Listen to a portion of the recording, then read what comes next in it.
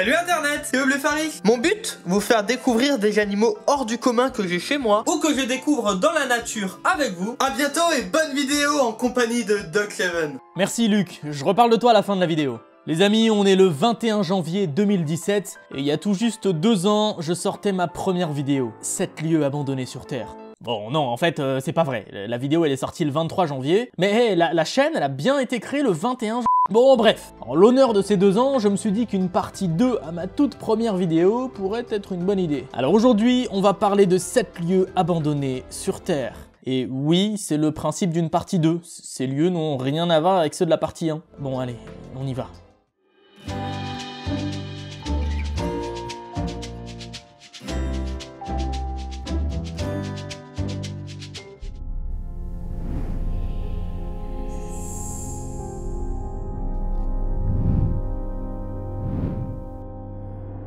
On va commencer avec un lieu qui date de ma période préférée de l'histoire, la Seconde Guerre mondiale. Bon, la Seconde Guerre mondiale, on sait tous qu'elle a transformé l'Europe en immense champ de bataille pendant 6 ans, entre 1939 et 1945, et notamment la mer du Nord, où s'affrontaient tous les jours les marines et aviations allemandes et anglaises. C'est dans cette optique qu'en 1942, l'ingénieur anglais Guy Maunsell fait construire 7 forts de guerre, qui sont ensuite transportés et dispersés dans l'estuaire de la Tamise et de la Mersey. Chaque fort est constitué de plusieurs tours connectées entre elles. 4 forts construits par la marine devaient surveiller la présence allemande dans l'estuaire, et surtout le largage de mines sous-marines par les avions allemands. Les autres forts, non plus en béton mais en métal, ont été eux construits principalement pour la protection aérienne. Et comme la guerre elle fait pas la semaine de 35 heures, vous vous doutez bien que ces forts-là, de 42 à 45, ils étaient constamment habités, et ils étaient faits pour. Sauf qu'après la capitulation de l'Allemagne, forcément, il y a un peu moins d'avions à dégommer. Du coup, les forts sont abandonnés, laissés à leur compte jusque dans les années 60. Ouais, dans les années 60, les forts Maunsell ont fait un petit comeback, parce que c'était bien pratique pour les radios pirates à l'époque, qui les utilisaient comme base pour transmettre leurs programmes. Les radios pirates, c'était des radios illégales, interdites par le gouvernement anglais, et qui émettaient donc depuis la mer, depuis les zones internationales, pour pas vraiment être illégales. Mais bon, ça fait longtemps que c'est plus d'actualité. D'ailleurs, plusieurs de ces forts ont été détruits depuis la guerre, à cause de tempêtes, ou même de collisions avec des bateaux. Et ceux qui restent, ils sont en sale état, c'est pour ça qu'il faut faire super gaffe si vous décidez d'y aller un jour. D'ailleurs, entre nous, vaut mieux se contenter de les regarder à une bonne distance de sécurité, que d'essayer de rentrer dans ces vestiges d'une époque révolue.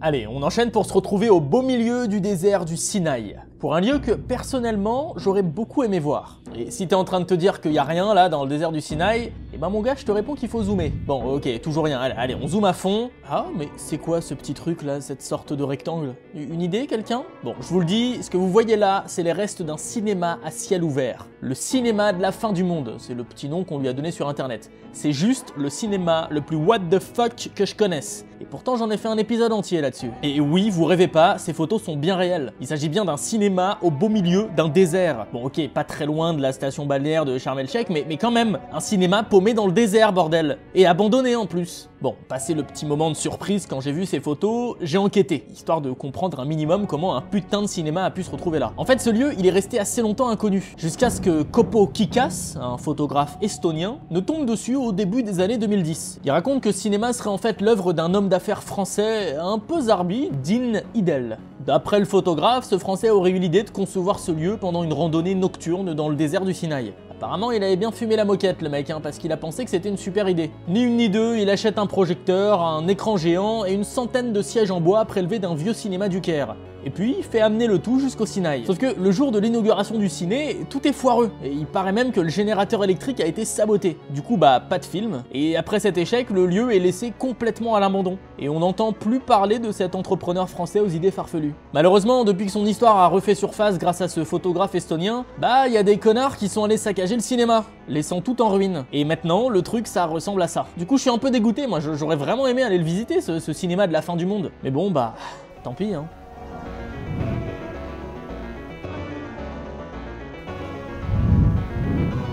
Il y a 40 ans, le temps s'est figé à Varosha. De l'eau est restée à bouillir sur le feu, des jeux d'enfants traînent encore par terre, des vêtements poussiéreux peuplent des commodes décrépits comme testament des milliers de vies qui ont été abandonnées en un instant. En 1974, les habitants du quartier pensaient que c'était que du provisoire. Mais 43 années ont passé et Varosha est toujours aussi déserte. et même entouré de barbelés. Pourtant, au début des années 70, le quartier de Varosha, dans la ville de Famagoust, c'était l'une des stations balnéaires les plus populaires et luxueuses au monde. Toutes les stars voulaient y aller, et les plus belles femmes du monde à l'époque, comme Brigitte Bardot, Raquel Welch et Elizabeth Taylor, venaient y passer leurs étés en bikini. Autant vous dire que ça faisait des envieux. Mais d'un coup, d'un seul, tout ça va partir en fumée. Et si vous voulez savoir comment et pourquoi, faut que je vous explique un minimum l'histoire de Chypre, qui est quand même sacrément bordélique et un petit peu touchy. Chypre, c'est une petite île en Méditerranée très divisée. Après des siècles sous la domination de l'Empire ottoman, l'île a été formellement annexée par la Grande-Bretagne en 1914, non sans la résistance de gréco-chypriotes qui voulaient unifier Chypre avec la Grèce. Après 5 années de guérilla, Chypre obtient son indépendance en 1960. Mais malgré un accord entre les Chypriotes d'origine grecque et les Chypriotes d'origine turque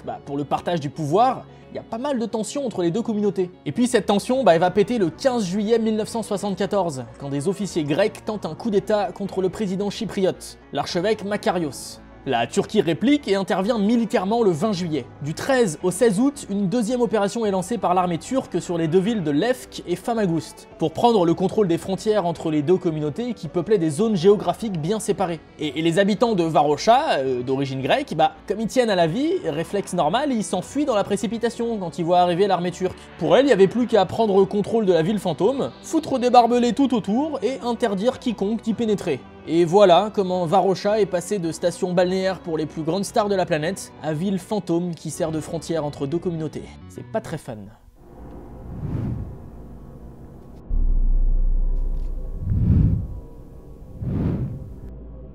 Le quartier de Sathorn est un des districts centraux de Bangkok, la capitale de la Thaïlande. Faut savoir qu'au début des années 90, la Thaïlande connaît le plus grand boom économique de son histoire. À cette époque, les autorités thaïlandaises et les grandes entreprises voulaient montrer leur nouvelle puissance financière, et elles se lançaient dans des projets de construction super ambitieux. Et parmi eux, boum, gratte-ciel de Sathorn. 180 mètres de haut, 50 étages en béton renforcé, la tour de Sathorn devait être le nouveau bijou de l'architecture thaïlandaise. Sauf que, vu que j'en parle, vous imaginez bien que ça s'est pas du tout passé comme ça. Déjà en 93, 3 ans après le début de la construction, l'architecte du projet s'est fait arrêter, accusé d'avoir planifié d'assassiner le président de la Cour suprême de l'époque. C'était plutôt extrême et forcément ça a vachement fait freiner la construction du gratte-ciel. Mais surtout, en 97, il y a eu une énorme crise financière un peu partout en Asie. Et le marché thaïlandais, surtout le marché immobilier, il s'est complètement effondré. Du coup, toutes les banques et entreprises qui finançaient le projet du gratte-ciel, elles ont fait faillite en quelques mois. Et depuis, la tour, qui est quand même terminée à 80%, elle a été complètement laissée à l'abandon par le gouvernement thaïlandais, qui a entre nous d'autres chats à fouetter que de s'en occuper ou de terminer sa construction. Et puis voilà, depuis 20 ans, elle est interdite au public, mais elle est quand même devenue au fil des années un spot de prédilection pour les aventuriers urbains. Et forcément, avec une telle atmosphère, la tour fantôme a acquis une réputation de tour hantée. Bon, en même temps, faut dire qu'en 2014, au 43e étage, on a retrouvé le corps pendu d'un touriste suédois de 30 ans, qui était resté là depuis plusieurs semaines avant que quelqu'un s'en aperçoive. Alors oui, maintenant, le 43e étage, on le considère comme le plus hanté de tous. Mais bon, si vous n'avez pas froid aux yeux et que vous voulez explorer la tour à vos risques et périls, vous aurez la possibilité d'avoir une vue imprenable sur Bangkok. Et ça, c'est quand même très très cool.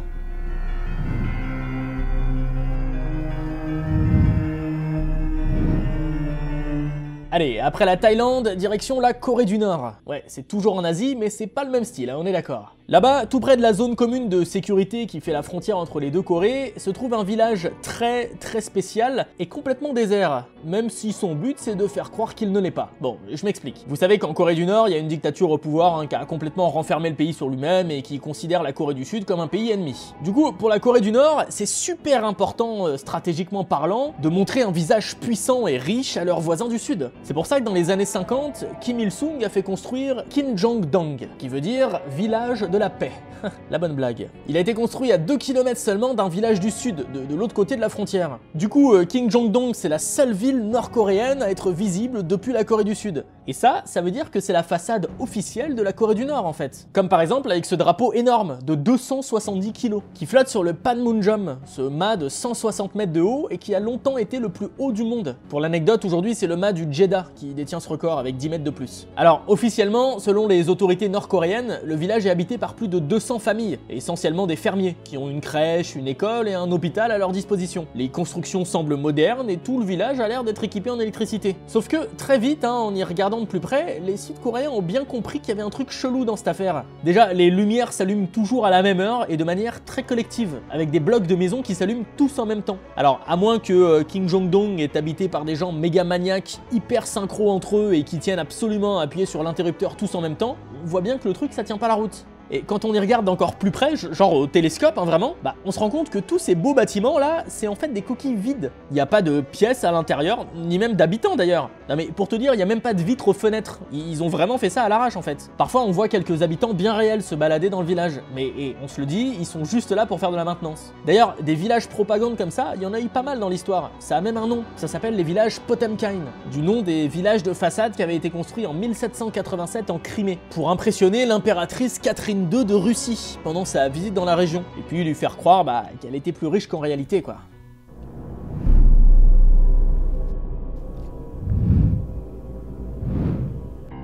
Dans les terres reculées de Californie, perchées dans les Rocheuses à 2550 mètres d'altitude, se trouve la ville abandonnée de Bodie. Bodie est considérée comme la ville fantôme la plus authentique et la mieux conservée des États-Unis. Et oui, vous vous en doutez, on parle de l'Ouest américain. Cette ville a bien évidemment un rapport avec la ruée vers l'or au 19e siècle. D'ailleurs, la ville doit son nom au prospecteur qui a le premier découvert de l'or à cet endroit, et qui a donné son nom au camp minier, Monsieur Bodey.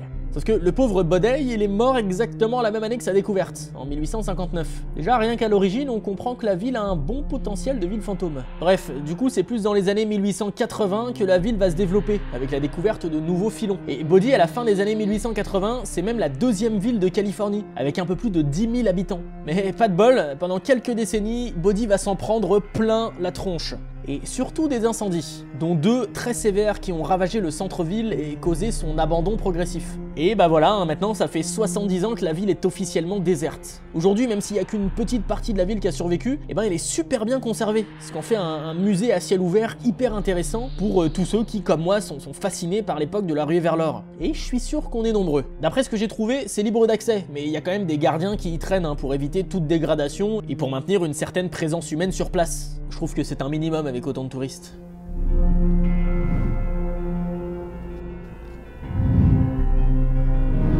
On va finir avec un endroit juste ouf. Profondément enfoncé dans les terres bulgares, un monument unique, presque irréel, trône à 1441 mètres d'altitude. Et non, c'est pas une soucoupe volante qui s'est crachée un jour et que tout le monde a laissé tranquille, non, ce monument c'est bien une construction humaine. Il s'appelle le Buzluja, comme le nom de la montagne en dessous. Et a priori, ça vole pas. Construit en 1981, ce que vous voyez là, c'est en fait le siège du Parti communiste bulgare. Parce que oui, cours de seconde, la Bulgarie c'est bien partie du bloc soviétique pendant la guerre froide. Et les partis communistes, souvent, ils kiffaient la grandeur et les monuments à la gloire de leurs idées. Du coup, dès 1974, le premier ministre bulgare Stanko Todorov, il décide de craquer son slip et de construire un putain de monument pour commémorer l'histoire du communisme. Un truc qu'on impose, tu vois. Et histoire que ça serve pas à que dalle ce projet pharaonique, il décide que ce sera donc le siège du parti. Alors vous me direz, ok Doc, c'est stylé comme architecture, mais pourquoi foutre ce truc pareil en plein milieu de la Bulgarie, là, super loin de Sofia, la capitale? Et à 1500 mètres d'altitude en plus. En fait, faut savoir que le Buzluja, il est construit à un endroit hyper historique pour les Bulgares. Déjà en 1868, c'est là que s'est déroulée une très grande bataille entre les rebelles bulgares et les Turcs de l'Empire ottoman. Et puis surtout pour les communistes, c'est là où le philosophe Dimitar Gaboev, désolé pour la prononciation, il a tenu des réunions secrètes pendant l'année 1891 pour organiser le mouvement communiste naissant. Et voilà comment on se retrouve avec un énorme bâtiment sur une montagne en plein milieu de nulle part. Du coup, forcément, depuis la fin du communisme en Bulgarie en 1989, le monument il est désert, complètement abandonné. Heureusement, il reçoit de temps en temps la visite de quelques touristes qui s'aventurent jusque-là pour visiter ces ruines si gigantesques. Aujourd'hui, je voulais vous parler de la chaîne de Luc, un passionné de reptiles. Sa chaîne m'a vraiment tapé dans l'œil parce que oui, moi aussi j'ai élevé plein de petites bêtes comme lui, des mantes, des phasmes, des mygales et même des amblipiges. C'est ce truc dégueulasse là, un amblipige. Enfin bref, sur sa chaîne, Luc il donne des conseils d'élevage, il éduque sur certains préjugés qu'on peut avoir sur les reptiles. Enfin bon, c'est vachement pédagogique et ça vaut carrément le détour, donc s'il vous plaît, foncez vous abonner. Quant à moi, je dois vous avouer que ça m'a fait bizarre de vous faire cette vidéo, hein. Ça fait 2 ans maintenant que cette aventure a commencé et mon Dieu, ce qu'on en a fait du chemin. Je bosse plus tout seul maintenant et d'ailleurs c'est pour ça que le rythme des vidéos est enfin passé à 2 par semaine. Et ça c'est top parce que ça va me permettre de tester plein de concepts que j'ai en tête et qui vont vous plaire. D'ailleurs une vidéo d'un nouveau genre arrive sur la chaîne samedi prochain, soyez au rendez-vous, ça va être cool. Enfin bref, merci pour tout, sans vous cette aventure elle n'existerait pas. Merci pour votre soutien et j'espère vraiment vous faire kiffer encore longtemps avec mes histoires. Sinon tu connais la routine, Twitter, Facebook, Insta, le pouce bleu, l'abonnement et moi je vous dis à très vite pour une nouvelle vidéo. Salut Internet.